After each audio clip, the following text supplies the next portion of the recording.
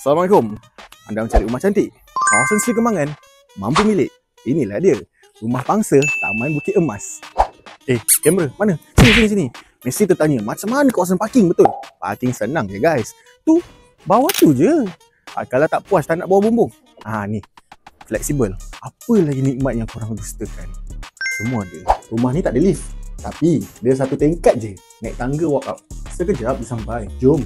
Selamat datang. Jom masuk.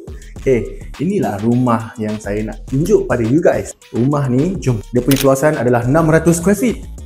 Inilah dia rumah dia. Mempunyai 3 bilik dan juga 2 toilet. Jom kita tengok dapur dia dulu. Dilengkapi dengan table top. Settle. Lantai SPC. Settle. Jom. Toilet yang moden, lagi bergaya. Sas. Master bedroom. Jom. Dilengkapi dengan tandas. Ruang bilik bersama. Jom. Second medium room. Silakan masuk. Third medium room. Jom. Kita tengok. Guys, ini bahagian yard. Kalau nak pasang baju, kat sini boleh. Boleh gantung baju. Sila. Nampak?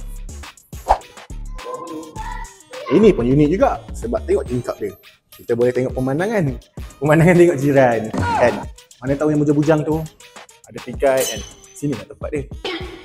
Kalau you guys perasan, ruang tamu, bilik semua pakai kornis. Free kipas lagi. Jadi nikmat apa yang you guys dustakan? Luar nampak biasa, dalam ni luar biasa. Kalau berminat dengan unit ni, jangan lupa untuk contact team Vigo Properties, your sub sales specialist in Malaysia. See you guys on next video. Assalamualaikum.